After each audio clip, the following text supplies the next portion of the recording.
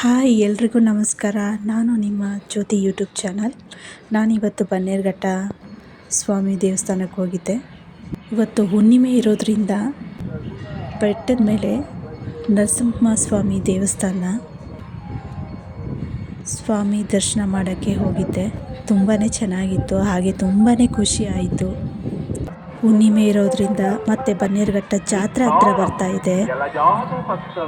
March 20ನೇ ತಾರೀಕು ಸ್ವಾಮಿ ಚಂಪಕಧಾಮ ಸ್ವಾಮಿ ಜಾತ್ರೆ ಇದೆ. ದಯವಿಟ್ಟು ಎಲ್ಲರೂ ಬನ್ನಿರಿ. ಹಾಗೆ ಸ್ವಾಮಿ ಒಳಗಡೆ ಹೋಗಿ ದೇವಸ್ಥಾನ ಅಲಂಕಾರ ಎಲ್ಲ ತುಂಬಾ ಚೆನ್ನಾಗಿ ಮಾಡಿದರು. ಸ್ವಾಮಿ ನೋಡ್ತಾ ಇದ್ರೆ ಹಾಗೆ ತುಂಬಾ ಖುಷಿ ಆಯಿತು. ನೋಡಿ, ನೀವು ದರ್ಶನ ಮಾಡ್ಕೊಳ್ಳಿ, ಸ್ವಾಮಿ ದರ್ಶನ ಮಾಡ್ಕೊಳ್ಳಿ ನೀವು. ಹಾಗೆ ದರ್ಶನ ಎಲ್ಲ ಮುಗಿದ್ಮೇಲೆ ಸ್ವಾಮಿ ಅಲ್ಲೇ ಪ್ರಸಾದ ಕೊಟ್ಟರು. ಪ್ರಸಾದ ಮಾಡಿಕೊಂಡು ಅಲ್ಲಿಂದ ಹೊರಟೆ.